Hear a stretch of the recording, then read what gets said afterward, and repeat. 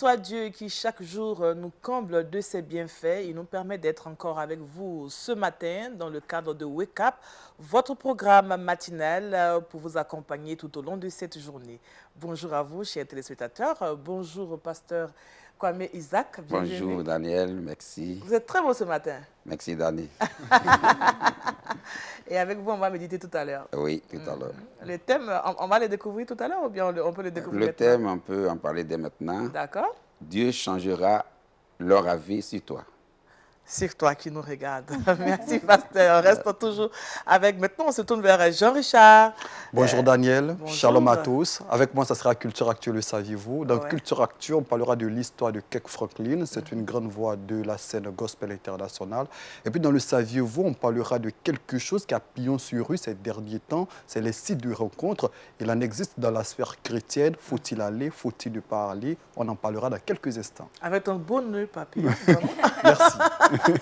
Et puis Colombe, elle est là pour le Trickbox. Effectivement, bonjour Daniel, bonjour tout le monde. Donc aujourd'hui, je donnerai des astuces naturelles pour embellir le visage. Comme ton visage. Voilà. Restez en notre compagnie. Madame Dano est aussi là. Avec vous, on parlera de relations d'aide. Oui. Oui, il s'agira de quoi aujourd'hui? Bonjour Daniel. Bonjour. Bonjour à tous. Bonjour. Et on parlera aujourd'hui du rejet et les différents niveaux du rejet. Voilà. Et comment est-ce que quelqu'un qui n'a pas été aimé, qui n'a pas été voulu, quels sont les messages qui sont derrière la vie de cette personne. Et ça fait partie aussi de l'effondrement de la personnalité. Alors, chers téléspectateurs, il est planté le décor. Restez en notre compagnie parce que maintenant, nous allons partir pour la méditation. On y va, méditons ensemble.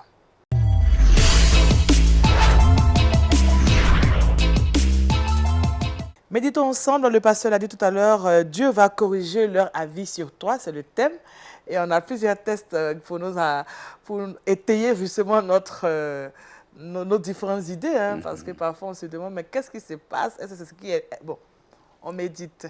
Pasteur Kwame Isaac. Nous bénissons le Seigneur. Vous savez, souvent à tort, des gens se font des idées sur nous.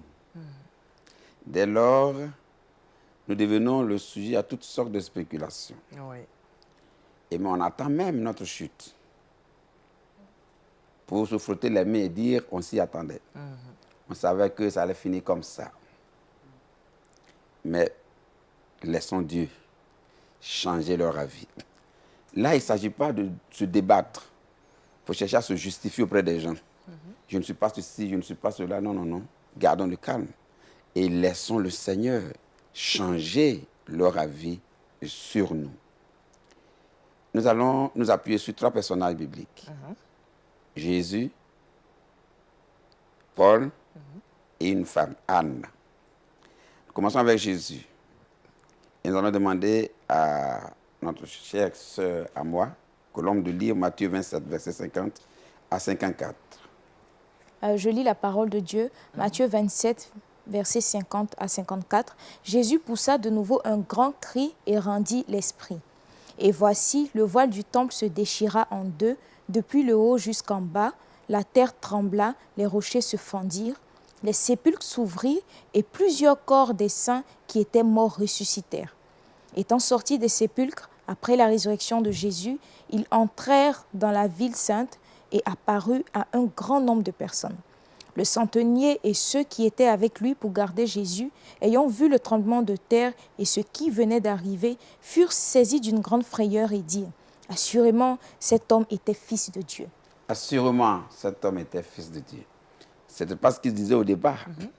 Ce n'était pas ce qu'il pensait au départ. Tout le monde pensait que c'était un imposteur, un menteur. Mais Jésus arrivait à un moment à garder totalement le silence. On lui pose une question, il ne répond plus. Parce qu'il voulait donner l'occasion à Dieu de démontrer son innocence, de démontrer ce qu'il est en réalité. Et Dieu a démontré.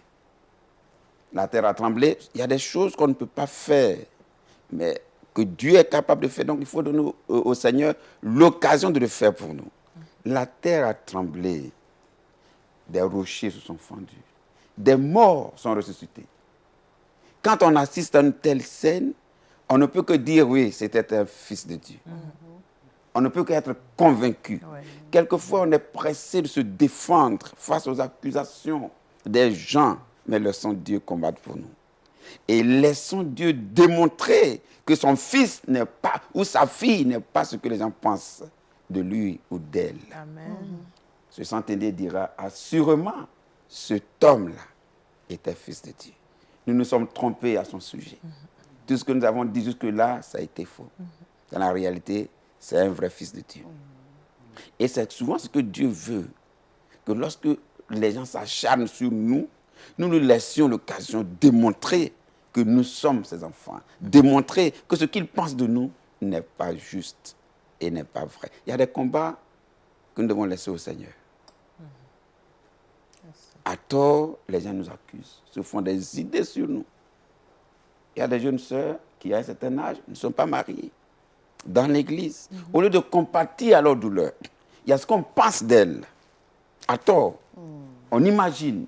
C'est parce qu'elle ne vit pas bien, c'est parce qu'il y a ceci. C'est pas forcément parce qu'elle ne vit pas bien. Et on accuse les gens à tort, on méprise les gens. Et c'est un problème. Il y a des gens qui sont mortifiés dans leur âme et qui sont dans l'église et qui ne savent plus quoi faire parce qu'elles entendent ces personnes-là, ce qu'on dit d'elles. Ouais. Mais ce n'est pas vrai aussi. Mais quoi faire pour dire aux autres que je ne suis pas ce que vous pensez? Laisse le Seigneur leur démontrer que tu n'es pas ce qu'il pense de toi. Amen. Amen. Amen. Le deuxième passage, le deuxième personnage, nous trouvons ce personnage-là dans la personne de Paul. Actes chapitre 28, versets 2 à 6. On va continuer avec Paul et on va terminer avec Anne. D'accord. Acte 28, versets 2 à 6. Les barbares nous témoignèrent une bienveillance peu commune. Ils nous recueillirent tous auprès d'un grand feu qu'ils avaient allumé parce que la pluie tombait et qu'il faisait grand froid. Paul ayant ramassé un tas de broussailles et l'ayant mis au feu, une vipère en sortit par l'effet de la chaleur et s'attacha à sa main. Quand les barbares virent l'animal suspendu à sa main, ils se dirent les uns aux autres, « Assurément, cet homme est un meurtrier, parce que la justice n'a pas voulu le laisser vivre, après qu'il ait été sauvé de la mer. » Paul secoua l'animal dans le feu et ne ressentit aucun mal. Ces gens s'attendaient à le voir enfler ou tomber mort subitement, mais après avoir longtemps attendu, voyant qu'il ne lui arrivait aucun mal, ils changèrent d'avis et dirent que c'était un Dieu. Amen. Amen. Que Dieu fasse en sorte que les gens changent d'avis à ton Amen. sujet. Amen. Changent de propos à ton sujet. Amen. Voilà l'histoire triste de Paul. Ils ont failli périr tous dans la noyade. Dieu les a sauvés. Ils arrivent sur une petite île appelée Malte, ce qu'on appelle barbares, c'est-à-dire des gens dont ils ne comprennent pas les langues. Ouais. Voilà. Ils font un feu et puis ils les appellent à se réchauffer parce qu'il faisait grand froid. Et Paul a voulu contribuer. Des gens les ont reçus, ils ont fait l'effort. Peut-être qu'ils voyaient des gens ramasser des trucs pour venir mettre dedans. Donc il a voulu contribuer.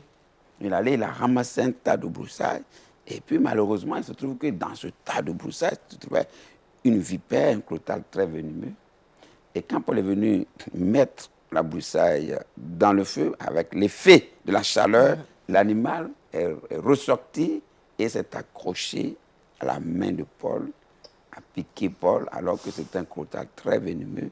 Et les gens savaient que les minutes qui allaient suivre, Paul allait mourir. Dès lors, ils ont commencé à faire leurs spéculations. Cet homme est un meurtrier. Chacun juge, quoi. Chacun juge. Cet homme est un meurtrier. Ouais. La justice même n'a pas voulu le laisser vivre. Voilà. Et ils ont commencé à faire des commentaires. Du coup, ceux qui amenaient Paul, parce qu'on l'amenait parce qu'on pensait qu'il était un malfaiteur, Ouais, ouais. un fauteur de troubles, etc. On l'amenait pour le juger. Et donc les gens disent, ah, on n'a pas eu tort. Voilà. Les étrangers même qui disent la même chose. Paul n'a rien dit du tout. Pour se défendre, Paul n'a rien dit du tout. Il a laissé Dieu démontrer aux yeux de ces gens-là qu'il n'est pas ce qu'ils pensent de lui. Des minutes sont passées, aucune réaction. Paul ne tombe pas, Paul ne meurt pas, Paul est tranquille, il se réchauffe auprès du feu, les gens observent, 30 minutes, 1 heure, 2 heures. Il dit, ah non, lui là. C'est pas normal. C'est pas normal. C'est plutôt un Dieu même. Ce n'est plus un malfaiteur, mais c'est même un Dieu qui est là. Oui. Il faut que Dieu, par la puissance de son esprit, démontre à nos détracteurs que nous ne sommes pas ce qu'ils pensent de nous. Non, non, non. Ils n'ont pas le droit de penser tout cela de nous. Ils ne savent pas qui nous sommes. Ils ne nous approchent pas. Ils ne cherchent pas à savoir quelles sont nos difficultés. Ils nous regardent et puis nous jugent. Parce que nous avons eu des diplômes, on n'a pas pu travailler dans l'immédiat, on nous juge. Pour rien, on nous juge. Mais Dieu, qui aime ses enfants, prend toujours le temps de démontrer le contraire de ce que les gens pensent de nous. Il corrige leur avis sur nous. Amen. Par puissance et par démonstration de son esprit. Et c'est ce qui s'est passé ici. Et le dernier personnage, c'est Anne. 1 Samuel chapitre 1, versets 12 à 17. 1 Samuel chapitre 1, versets 12 à 17. 1 Samuel 1, 12 à 17. D'accord, je lis la parole de Dieu. Comme elle restait longtemps en prière devant l'Éternel, Élie observa sa bouche. Anne parlait dans son cœur et ne faisait que remuer ses lèvres, mais on n'entendait point sa voix. Élie pensa qu'elle était ivre, et il lui dit, « Jusqu'à quand seras-tu dans l'ivresse? Fais passer ton vin. » Anne répondit, « Non, mon Seigneur, je suis une femme qui souffre en son cœur, et je n'ai bu ni vin, ni boisson enivrante, mais je répandais mon âme devant l'Éternel. Ne prends pas ta servante pour une femme pervertie, car c'est l'excès de ma douleur et de mon chagrin qui m'a fait parler jusqu'à présent. » Élie reprit la parole et dit, « Va en paix, et que le Dieu d'Israël exauce la prière que tu lui as adressée. » Amen. Amen.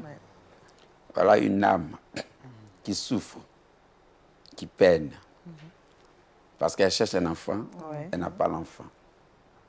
Elle se retrouve dans le temple pour prier. Et elle a en face d'elle l'homme de Dieu. Même l'homme de Dieu. L'homme de Dieu. Et donc, on dirait que là, elle est bien tombée. L'homme de Dieu même est là. Pourrait avoir le discernement. C'est ça. Pourrait savoir de quoi elle souffre. Qu'est-ce qui se passe dans son âme, dans sa vie. Elle fait une prière intense au Seigneur. Mais une prière inaudible, une prière qu'on n'entend pas. L'homme de Dieu la regarde, elle remue les lèvres. Et il pensa qu'elle était ivre. Mais il pouvait penser autre chose sur elle. Pourquoi c'est ce qui est mauvais? Nous avons tendance à coller aux gens. C'est ça ma question. C'est ma question même qui... Pourquoi c'est ce qui est mauvais là, on a tendance à coller aux gens? Il aurait pu penser à quelque chose de positif pour elle. Du genre, peut-être qu'elle est fatiguée, ou bien je ne sais pas. Peut-être qu'elle a une douleur. Elle a une douleur. Ma fille, une mais pourquoi ne pas lui demander? Ma fille, il y a quoi? Depuis que je te vois, tu remis les lèvres. Qu'est-ce qui se passe dans ta vie? Elle aurait pu expliquer. Mais pourquoi l'accuser sans l'avoir entendu? Pourquoi on est trop pressé d'accuser les autres, de mortifier les enfants du Seigneur? Un homme de Dieu, tu es assis dans le temple. Tu ne peux pas avoir discernement? Tu penses qu'elle est ivre. Pourquoi? Pourquoi c'est ce qui est mauvais qu'on pense sur les autres? Moi, je me pose trop de questions. Pourquoi?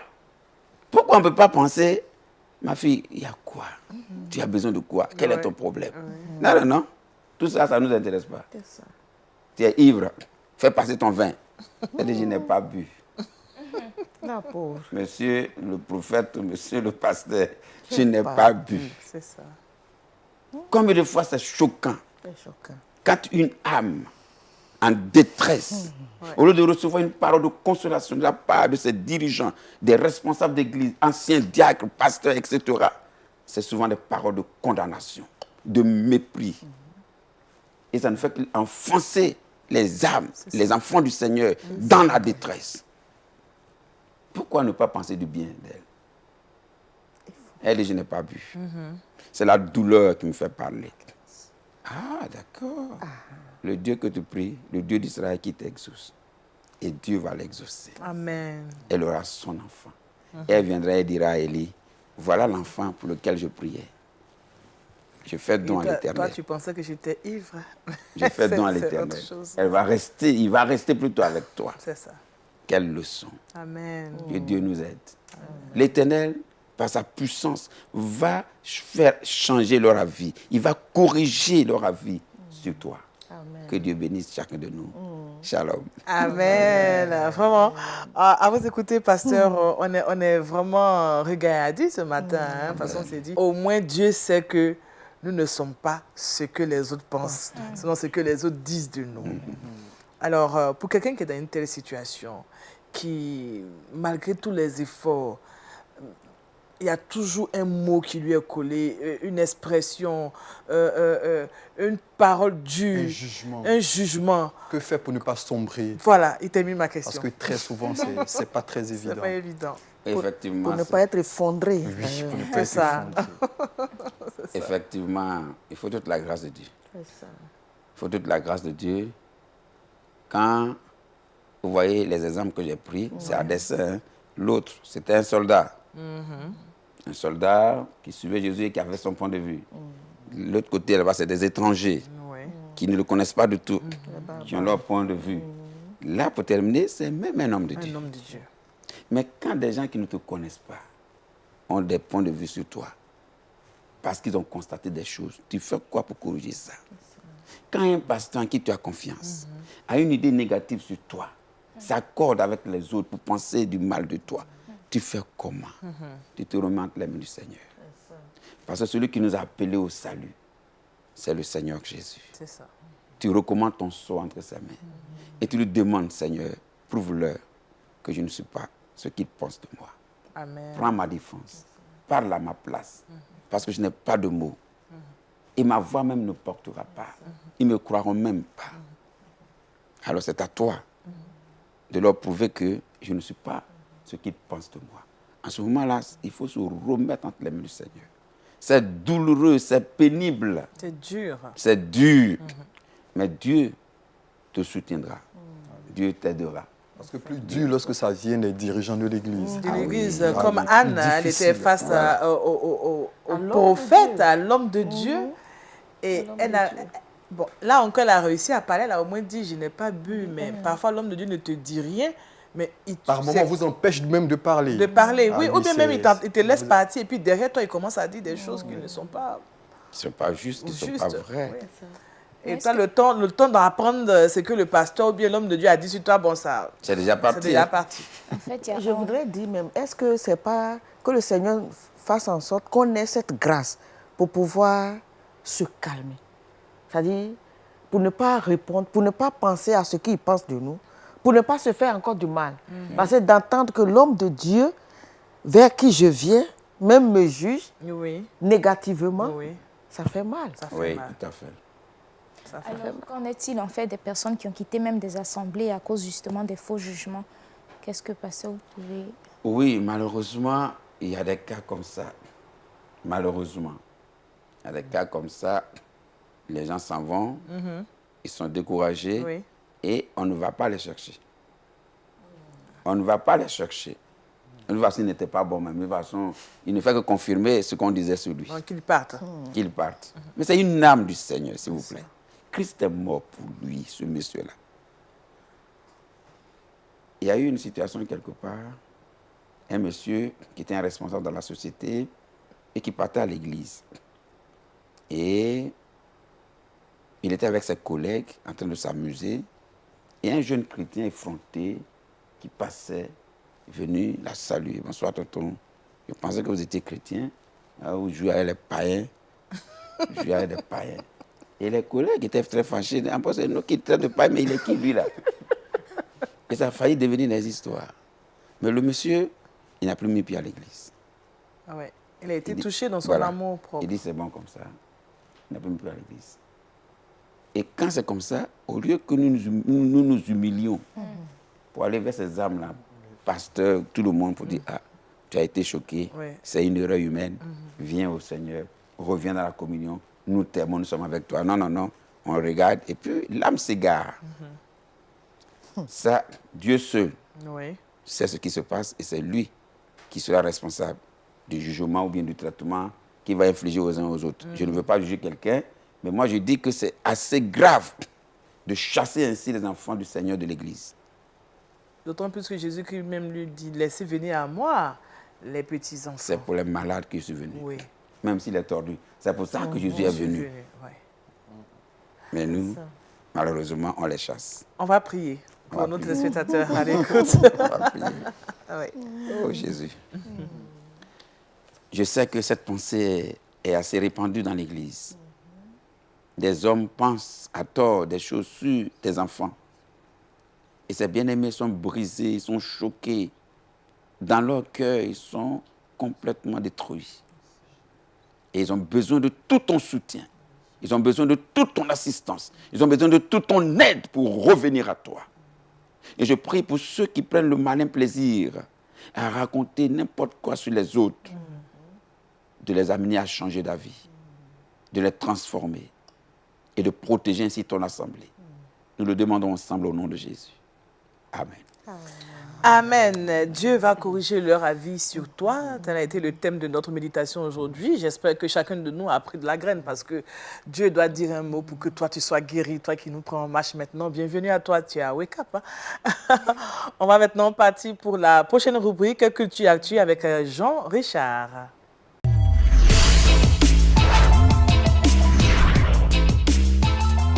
Jean Richard, quelle est l'image que tu nous communiques aujourd'hui? Aujourd'hui, comme je l'ai annoncé en début d'émission, j'ai décidé de rapporter une histoire. C'est une histoire à la fois triste, mais ô combien belle dans sa finalité. C'est l'histoire, je l'ai dit, de Kirk Franklin. Oui. Kirk Franklin, c'est l'une des personnalités chrétiennes les plus appréciées au niveau des États-Unis. C'est l'un des artistes les plus talentueux de sa génération. De vous rapporter, pourquoi pas, son histoire, je vous le présente en quelques secondes. Kirk Franklin est né le 26 janvier 1970. Il est âgé de 48 ans aujourd'hui. Il est né à Dallas. Il est à la fois, comme je le disais, artiste, compositeur, interprète, producteur de gospel. Il a pour mérite de mêler plusieurs genres, de fait entremêler le style pop, la soul music, le hip-hop avec des styles jazz. C'est un artiste, somme toute, pluridimensionnel. Il a 15 ans de carrière. Ouais. Il a débuté sa carrière en 1993. Il a aujourd'hui 15 albums. Il est récompensé de plus de 10 Grammy. C'est pas rien. Une énorme voix de la scène musicale gospel. Il est d'ailleurs le premier artiste hip-hop à vendre 1 million d'albums. C'était déjà en 1993. Il totalise plus de 12 millions d'albums vendus en 15 années de carrière.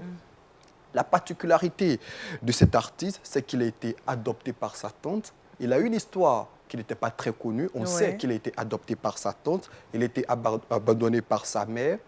D'ailleurs, cette tante a beaucoup souffert pour s'occuper de lui. Elle vendait des canettes. Elle ramassait des canettes dans les rues pour sa scolarité. C'est avec le ramassage de canettes d'ailleurs qu'elle lui a acheté son premier piano. Et cet artiste va poursuivre tout doucement. Et ce qui est assez intéressant dans l'histoire de Kirk Franklin, il a connu la rue, puisque sa tante était chrétienne. Elle va permettre à Kirk Franklin de faire une entrée à l'église. Mais dans son adolescence, malheureusement, il va s'égarer de l'église. Il va connaître le crime, la pornographie. C'est un artiste qui est apprécié parce qu'il a le courage par moments devant les télévisions, devant les médias, de rapporter son histoire. Et pourtant, il a une histoire qui était méconnue, c'est l'histoire de son père. Et pourtant, son père vivait. Son père est celui-là qui a abandonné sa mère, et sa mère, en retour, a abandonné Kirk Franklin. 2 fois abandonné. 2 fois abandonné. Ah oui, c'est un effondrement total de la personnalité. Mais ce rejet de son père était méconnu par bon nombre de personnes. Mais il y a de cela quelques semaines, Kirk Franklin, sur les réseaux sociaux, a rapporté cette histoire de son père. Il a décidé de pardonner à ce père parce qu'il y a quelques jours, quelqu'un l'a appelé, un appel anonyme, qui lui annonçait que son père n'avait plus que 6 mois à vivre. Kirk Franklin avait décidé, je rappelle qu'il est pasteur, ce Kirk Franklin. Oui, il est pasteur. Il est pasteur, à la fois chanteur et pasteur. Il a décidé. C'est vrai qu'il n'a pas pardonné à ce père. Aujourd'hui, il rapporte sur sa page Facebook, où je cite les mots qu'il a laissés, j'ai pris ma haine pour lui et je l'ai utilisé comme carburant pour être le meilleur père que je pouvais être. Mais j'ai mal agi parce que je n'ai pas pu transformer ce carburant pour le transformer en pardon. Parce que durant toute sa vie, il a refusé de pardonner à ce père et de rencontrer ce père. Et depuis quelques jours, Kirk Franklin, lorsqu'il a eu cet appel téléphonique, dit « Je me suis donc envolé pour Houston pour le faire. C'est douloureux, c'est un processus parce que je suis déçu de ce père. J'ai été déçu de ce père, mais aujourd'hui, j'ai décidé de pardonner à cet homme. Amen. Une erreur pour lui, c'est une erreur pour lui, mais c'est une erreur pour moi également. Qu'est-ce que je peux dire au peuple que je sais tous les jours si je ne peux pardonner à mon père? Et aujourd'hui, Kirk Franklin, c'est une histoire, c'est vrai, qui a bouleversé les États-Unis. Plusieurs médias au niveau des États-Unis ont rapporté cette belle histoire, mais c'est une histoire à la fois triste mais belle, parce que ce Kirk Franklin aujourd'hui décide de rapporter cette histoire et d'interpeller les uns et les autres. C'est vrai que vous avez été par moments rejeté par vos propres parents, mais il faut toujours pardonner, quelles que soient les situations. Et c'est cette belle histoire de Kirk Franklin que je tenais à rapporter. Vraiment, il a pardonné, pasteur. Heureusement. Quand on entend ce genre d'histoire, qu'est-ce que ça devrait faire en nous en tant qu'enfants de Dieu? Je dirais que ça suscite la joie. Oui. La joie, et puis ça nous donne un exemple à suivre. Il faut pouvoir pardonner. Parce que nous sommes enfants de Dieu, parce que simplement on a bénéficié du pardon du Seigneur. Oui. C'est ce pardon-là qui nous a introduits dans la famille du Seigneur. Amen. Et donc, il faut pouvoir pardonner. Mais le pardon, ce n'est pas facile. C'est pour cela que nous devons comprendre et ne pas continuer à choquer le Seigneur par nos péchés. Ah oui? Parce que pardonner, ce n'est pas facile. C'est pas facile. C'est pas facile. Tout le temps. Voilà. Et lui, on pense que c'est facile pour lui de Non, nous pardonner. Dieu est Voilà. amour, Dieu il va est nous amour, il va pardonner. pardonner, il va Pourtant, pardonner. nous, on ne veut pas pardonner. Voilà. Pourtant, c'est douloureux de pardonner. C'est ça. C'est très douloureux de pardonner. C'est ce que révèle l'histoire. C'est ça. Et donc, c'est un modèle, c'est un exemple pour nous. Nous devons apprendre à pardonner et à laisser tomber. Vraiment. On Ce n'est félicite pas facile. ce Kirk Franklin. oui. C'est un jeune que nous apprécions beaucoup, qui est vraiment, qui a des tests forts, des tests qui encouragent, qui permettent à celui qui souffre de pouvoir se relever. Et on n'a jamais pensé qu'il vivait une telle situation. Une telle situation, surtout qu'il est très adulé par les jeunes. Il a Oui. cette possibilité-là de rentrer dans le milieu de jeunes pour prêcher l'évangile, parce qu'il chante en hip-hop. Les jeunes l'apprécient énormément. On ne savait pas qu'il avait une partie de sa vie assez douloureuse, une partie de sa vie qu'il tient à rapporter aujourd'hui. Et j'espère que tous ces jeunes qui ont connu, pourquoi pas, ce type de situation, ces genres de situations vont, pourquoi pas, s'en inspirer pour véritablement s'adonner au pardon. Pardonnons à ceux qui nous font le mal parce que Jésus nous a pardonné. Merci, Jean-Richard. Vraiment, je suis touchée pour ce que tu viens de nous dire pour Culture Actu. Mais c'est terminé maintenant pour Culture Actu. On va maintenant partir pour la relation d'aide. C'est tout de suite.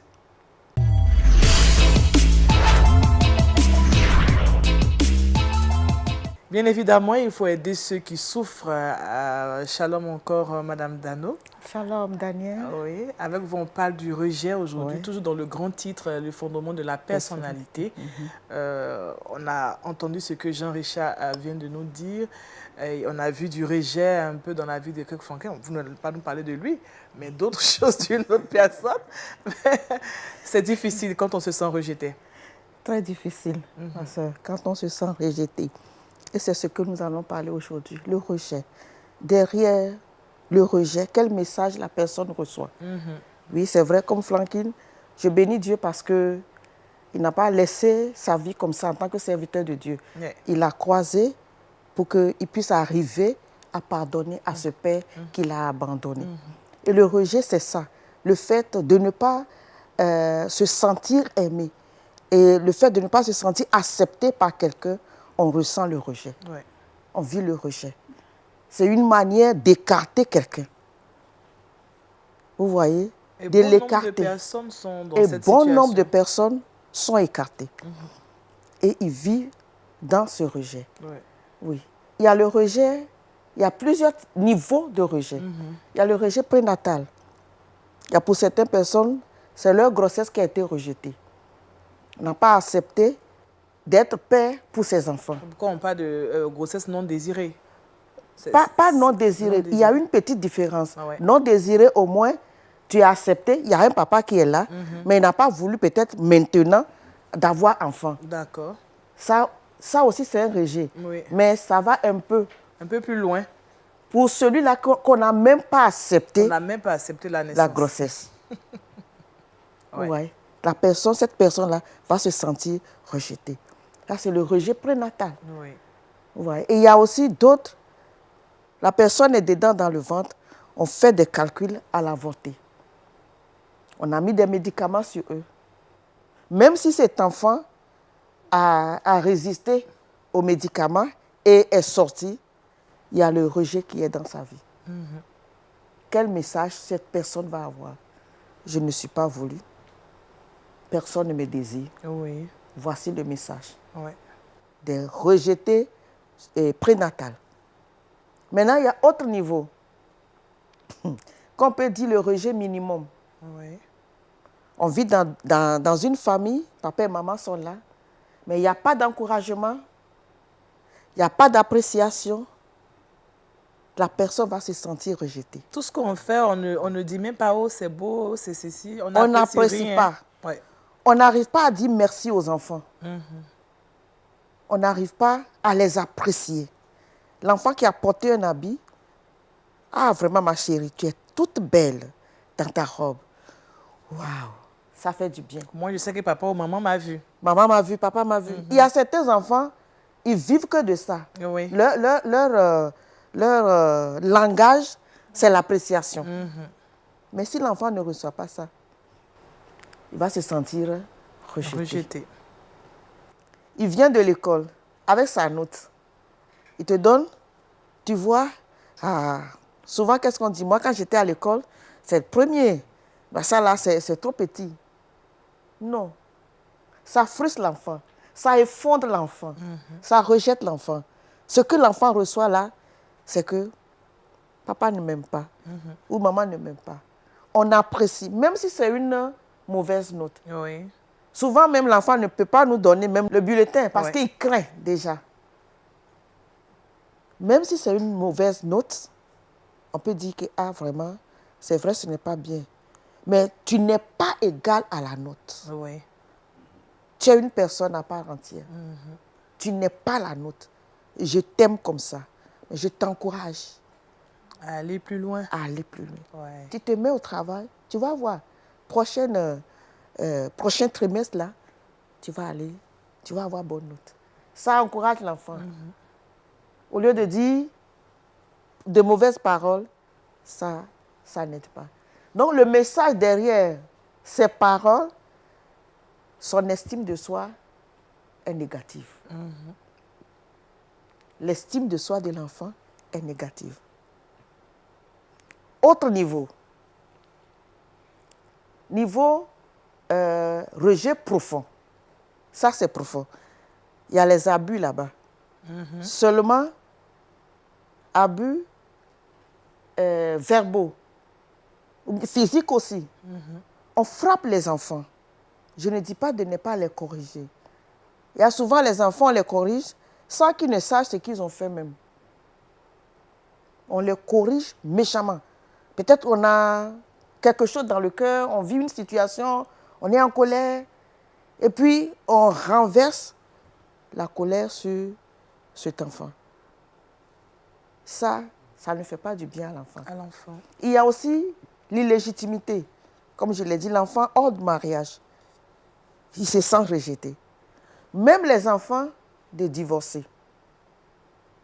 Vous voyez qu'on ne fait pas du bien en divorçant. Quelle qu'en soit la situation, on ne fait pas du bien à ces enfants qui sont là, qu'on laisse dans le foyer, qu'on laisse dans la maison, et puis pour notre bien-être, on s'en va. L'enfant va se sentir rejeté. Papa ne m'aime pas, maman ne m'aime pas. Si papa m'aime, il ne va pas quitter la maison. Si maman m'aime, il ne va pas quitter la maison. Je me rappelle d'une dame aujourd'hui qui, à l'époque, elle était au CP2. Elle revient de l'école à midi. Maman a plié bagage. Elle est partie de la maison. Maman est partie de la maison. Oh, c'était terrible. Quand j'ai pris cette femme, aujourd'hui elle est dame, une grande dame, et je lui parle. Tu voulais, en ce jour-là, où tu avais, disons, 6 ou 7 ans, tu revenais à la maison, tu voulais voir maman, tu es allé dans sa chambre, tu l'as appelée, c'est ça, non? Quand j'ai commencé à faire entretien, elle a commencé à pleurer. Elle a commencé à pleurer. Là, on se sent vraiment touché. Exactement. J'ai touché La plaie. la plaie. C'est ce qu'il faut faire pour faire sortir la personne de la souffrance pour pouvoir recevoir la restauration. C'est ça. Et elle s'est effondrée. Effondrée. Et il y a on lui disait, ses demi-frères, comme on a vu Jephthé.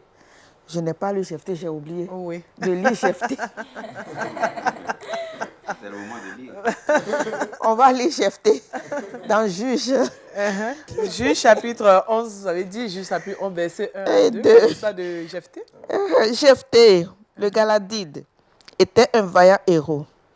Il était fils d'une femme prostituée.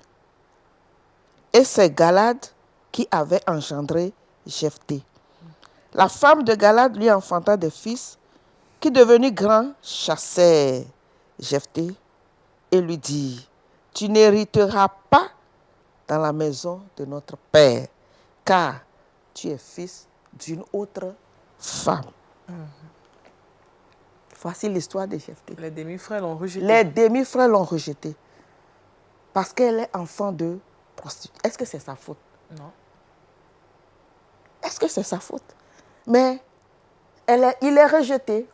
On l'a rejeté.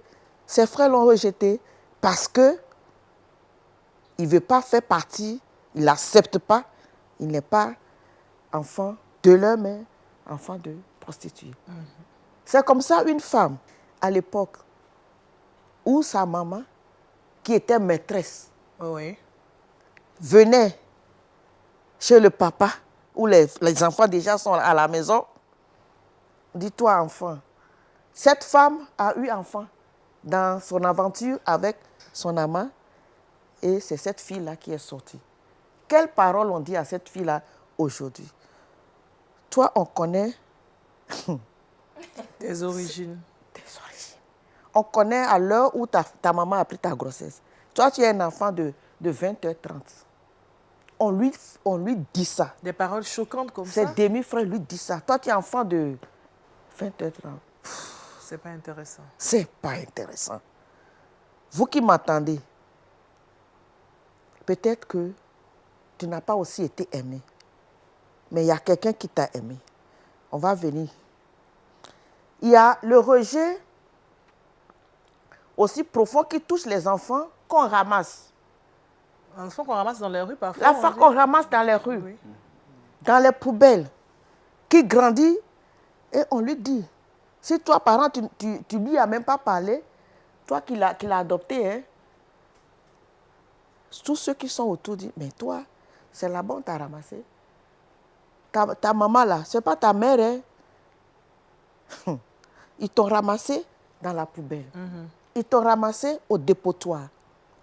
Un matin, ça va aller au marché, c'est là que tu as vu. Ils t'ont ramassé. Ah bon? Quelle estime de soi cet enfant peut avoir, bien-aimé? Il ne peut pas avoir une bonne estime de soi. Son estime de soi est détruite. Son estime de toi est détruite. Voici le message qui est derrière ceux-là qui ont passé par le rejet profond. Leur estime de soi est détruite. Voici le message. Il ne s'apprécie pas. Il ne peut pas s'aimer. Il ne peut pas s'apprécier. Ouais. Je suis un enfant abandonné. Je suis un enfant qu'on a ramassé dans la poubelle. Je suis un enfant de divorcé. Donc, je ne suis rien. On me dit, par les abus, on me dit, je suis incapable. Tu ne peux rien devenir. Tu ne peux rien faire. Ça effondre la personne. Oui. L'estime de soi est détruite. Le dernier niveau, c'est le rejet agressif. C'est encore très, très, très grave. Très agressif. Et ce rejet concerne ceux-là qui ont subi les viols. Ceux-là qui sont issus de viols. Oui, les enfants nés d'un viol. D'un là, viol. après un viol, ouais. Les enfants nés du viol. Ou bien les enfants qu'on a abusés sexuellement. Ouais.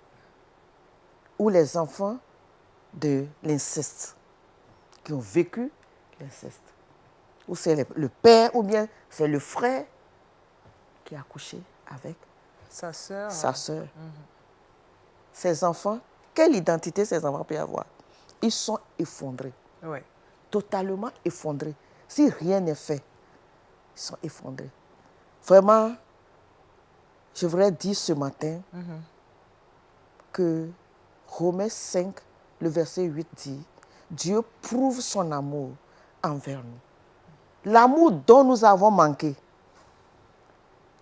l'amour que nous cherchons de papa et de maman, que nous n'avons pas eu, il y a quelqu'un qui veut nous donner cet amour. Amen. Et c'est notre Dieu, par la personne de Jésus-Christ. Lui, il nous a aimés. Il t'a aimé. Même si tu as été rejeté, si tu as été abandonné, si tu es issu d'un divorce ou bien d'un viol, ton histoire n'est pas finie. Amen. Dieu est là pour toi, pour te restaurer. Il veut te restaurer. Comme le frère vient de le dire, Jean-Richard, ce Franklin a besoin de pardonner. On a besoin de pardonner. On a besoin de laisser tomber pour que Dieu parle pour nous. Et Dieu veut parler pour nous. Amen. Dieu veut parler pour vous. Amen. Dieu veut parler pour vous. Soyez bénis. Vous avez un père, vous avez un géniteur, vous avez quelqu'un qui vous aime d'un amour profond. Avant même la fondation du monde, il vous aime. Il sait où vous avez passé, ce que vous avez subi, et il est là, tout près de vous. Son nom, c'est Emmanuel. Amen. Il est avec vous Dieu avec pour vous restaurer. Amen. Que le nom de Dieu soit béni. Et nous pouvons dire Amen. Vraiment, nous sommes bénis ce matin. Merci beaucoup, Madame Dano. Le rejet, c'est le thème qu'on a traité à travers le grand point, l'effondrement de la personnalité. Merci beaucoup pour tous ces exemples. Ça nous a permis de pouvoir comprendre la profondeur du rejet et le message qui est caché vraiment derrière le rejet. C'est ça. Merci beaucoup. Merci. On va changer de décor. Sinon, on va changer de personne maintenant. Et c'est le truc box.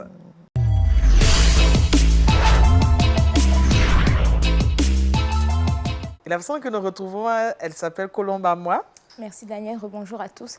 Alors je suis très heureuse de vous retrouver ce matin et surtout pas dans l'effondrement. Oui. Parce que vous pouvez être effondré et tout, mais il faut avoir un visage radieux pour attirer les bonnes ondes. Donc, comme première astuce, d'abord le sujet de ce matin, c'est astuce naturelle en fait pour embellir le visage. Oui, après les conseils de Maman Dano, après ce qu'on a entendu du pasteur, Voilà, il faut ne avoir restez maintenant pas un beau effondré, visage il faut avoir un très beau avant visage. de sortir de notre Voilà. maison. Voilà. Donc, première astuce, je propose d'utiliser la tomate. Ouais. Alors, la tomate, en fait, contient des vitamines naturelles, en fait, qui sont très bonnes d'abord pour le corps.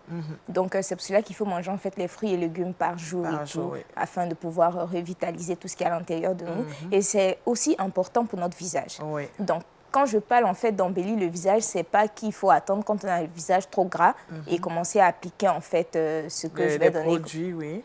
Ou forcément attendre d'avoir un visage rempli de boutons pour appliquer cela. Donc, même si vous avez un très beau visage, c'est une application en fait à faire une fois par semaine, 2 fois par mois, voilà, et ainsi de suite. Donc, la tomate, on l'utilise comment? Mélanger avec l'huile d'olive en fait. Oui. Donc, on va prendre la tomate concassée. Souvent, on a des boîtes en fait de tomates concassées qu'on vend, ou simplement la tomate fraîche à la maison qu'on va écraser et qu'on mélange avec l'huile d'olive. On fait le mélange bien pâteux et tout. C'est pas pour faire une sauce, c'est pour votre visage. Il faut prendre un pinceau et puis se badigeonner le visage et on laisse reposer pendant 10 minutes. Après les 10 minutes, maintenant, on prend un démaquillant qu'on prend pour nettoyer notre visage. Donc ça, c'était la première astuce. D'accord. Ensuite, en deuxième astuce, nous avons le sucre. Le sucre aussi qui est très bon parce qu'en fait, c'est un gommant naturel pour la peau. Au cas où on a des peaux mortes ou de la graisse, peu importe. Donc, on prend le sucre pour gommer un peu. Le sucre aussi, ça dépend. En fait, vous pouvez mouiller le visage bien avant d'utiliser le sucre avec de l'eau tiède ou utiliser le sucre avec le miel ou encore l'huile d'olive. Donc, voilà, ce mélange-là se fera avec 2 cuillères à soupe, par exemple, d'huile, avec un carreau de sucre si vous avez un carreau. Vraiment léger. Il ne faut pas aussi... abuser. Vraiment, voilà, il ne faut pas abuser. Donc, on fait un massage vraiment léger, en fait, sur la peau et on laisse reposer encore pendant 15 minutes. Après les 15 minutes, maintenant, avec de l'eau tiède encore, il faut bien rincer. L'eau tiède, pourquoi? Pour adoucir, en fait, la peau. Voilà. Donc, après cela, on peut aussi utiliser un dentifrice. Le dentifrice, c'est vraiment de manière très rapide. On peut, parfois on se lève en fait et on a des boutons qui surgissent dans le visage, on ne sait pas comment faire. Comme ça, là. Donc voilà, ça tombe bien. On prend un dentifrice, une noisette de dentifrice. Oui. Si c'est trop fort, on peut mélanger avec de la vaseline. Oui. Voilà, mais pour les personnes en fait dont la pâte dentifrice n'est pas très forte, vous prenez une noisette ou juste un peu, vous posez là. Le temps de vaquer à vos occupations, vous allez voir en fait que ça va s'affaisser. Et au fil du temps, ça va disparaître. Ah. C'est ce que je fais généralement, régulièrement. Moi, j'utilise le dentifrice. Donc voilà, je vous le propose aujourd'hui et c'était tout pour aujourd'hui. Ah, vraiment, les astuces, ce que tu nous proposes comme ingrédient, on le trouve partout. Hein? Partout. Tous les jours, on a le dentifrice. Voilà. Tous les jours, on a la tomate. On a l'huile aussi. On a l'huile aussi. Et toujours, on a le sucre. Effectivement. Il ne faut pas penser à prendre seulement le café avec le sucre. C'est ça. On peut aussi l'utiliser pour embellir le visage. Merci Colombe pour toutes ces astuces. En tout cas, j'espère que vous avez bien pris note parce que notre Dieu permet que nous puissions être là ce matin pour aider quelqu'un certainement. Voilà, on referme le Trick Box. Effectivement. Et Jean-Richard, le saviez-vous?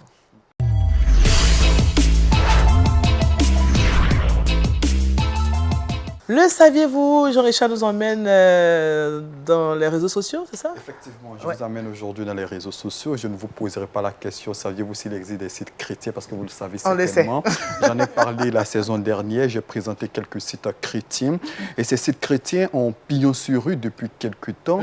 Et il faut dire que pour l'histoire de ces sites chrétiens, tout a commencé au niveau des États-Unis. Et depuis quelques temps, la sphère chrétienne a décidé d'adopter ces sites chrétiens. Certaines personnalités de l'Église ont créé des sites de rencontres pour les chrétiens célibataires. Faut-il aller, faut-il les fuir? C'est la grosse interrogation aujourd'hui. Mais ce qui fait vraiment l'actualité, c'est que ces sites ont vraiment pignon sur rue depuis quelques mois en Afrique. Figurez-vous qu'il y a de cela quelques mois, lorsque j'en parlais, il existait à peine 2 sites de rencontres pour les chrétiens en Afrique. Mais depuis quelques temps, on remarque qu'il y a une vingtaine, voire même une ça va trentaine. vite, hein? Oui, ça va très vite. L'Afrique, vous le savez, est très forte en quelque sorte dans le copiage, de tous ces phénomènes qui se développent aujourd'hui en Europe. Donc aujourd'hui, il existe plusieurs sites au niveau de l'Afrique. Il existe des témoignages, des histoires vécues sur ces différents sites. Vous avez la possibilité de découvrir le célibataire de votre propre ville, de communiquer avec d'autres célibataires. C'est un site qui facilite la rencontre. Certaines personnes critiquent ces sites parce qu'ils disent que ces sites ne sont pas véritablement crédibles. Mais certaines personnes encouragent les personnes qui y vont. Certaines personnes ont rapporté des mariages. Faut-il y aller? Faut-il ne pas aller? Non, on ne le sait pas. C'est ce qu'on est venu présenter. On ne donnera pas de nom pour ne pas faire de publicité. Non. Mais ce qu'il faut retenir tout dorénavant, c'est qu'en Afrique, il existe désormais plusieurs sites de rencontres pour les chrétiens célibataires. Pas que pour les célibataires, si vous êtes déjà marié, vous pouvez y aller pour vous faire des amis. D'accord, c'est ce que je voulais te poser comme question. J'allais demander en fait comment est-ce qu'on vérifie qu'ils sont vraiment chrétiens, ceux qui adhèrent à ces Certains sites, selon les informations que nous avons recoupées ça et là, vous donnent la possibilité de vous inscrire, de donner le nom de votre pasteur, le nom de votre église. Le nom du pasteur. Le nom du pasteur. Non, c'est le pasteur, quoi, mais Isaac, on dit son nom. Ah, oui.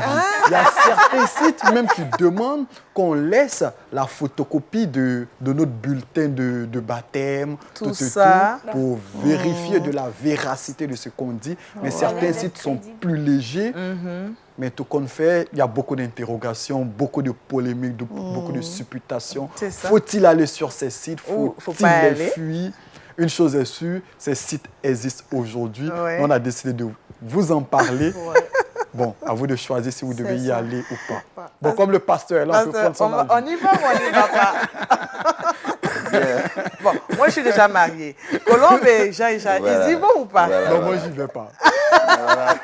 J'irai pour me faire des amis. D'accord. Toujours est-il que le pasteur nous dit, on y va ou on n'y va pas? J'irai pas. Je ne sais pas. On peut aller s'informer. Oui. Tout dépend si on a vraiment de la maturité. Parce qu'aujourd'hui, nos chrétiens n'ont pas assez de maturité. C'est ça qui fait qu'on a peur. D'accord. Sinon, si tu as de la maturité, tu sais où tu vas, tu peux t'informer. D'accord. On peut se faire des amis. Oui. Pas forcément se marier. On peut aussi trouver un mari là-bas. Ou bien une femme aussi. Ou bien une femme là-bas. Parce que les voies de Dieu étant insondables, Dieu peut utiliser tous les moyens pour parler à ses enfants, pour résoudre un problème. C'est ça. Donc, on ne peut pas tout rejeter du revers de la main, mais tout dépend de notre maturité. De notre motivation. Ouais, de notre motivation aussi. Tu vas là-bas, pourquoi? Bon. Si tu es clair avec le Seigneur sera clair avec toi. C'est très bien dit. Mais il sera sombre. Alors, pour nous éclairer justement, on a le verset boussole pour bien démarrer la journée aussi. Qui est issu du livre de 1 Samuel, chapitre 1, verset 16, qui dit « Ne prends pas ta servante pour une femme pervertie. Voilà l'affaire là. Voilà. Ça vient de résoudre le problème. Hein? Alors, chers téléspectateurs, c'est ça. On a eu vraiment beaucoup de plaisir à partager ces instants de joie avec vous. Merci au pasteur Isaac Kwame pour l'expertise et aussi pour la méditation. Merci. Parce qu'on a beaucoup appris avec le pasteur. Parce que Dieu va corriger leur avis sur toi. Tel a été le thème qu'on a développé dans la méditation. Madame Dano, avec vous, nous avons parlé de rejet. On a su les différents niveaux de rejet et les messages cachés derrière chaque niveau. Merci à vous. Et merci à Colombe, à moi, pour tes astuces naturelles. Et Jean-Richard, moi j'ai aimé la dernière partie là, le site de rencontre. Merci beaucoup. Je te file quelques informations hors antenne. D'accord, on va se voir tout à l'heure. Merci également à toute l'équipe qui nous a permis d'être chez vous. On espère vous retrouver très prochainement. Que Dieu vous bénisse et sachez-le, notre Dieu nous aime encore. Au revoir, à bientôt.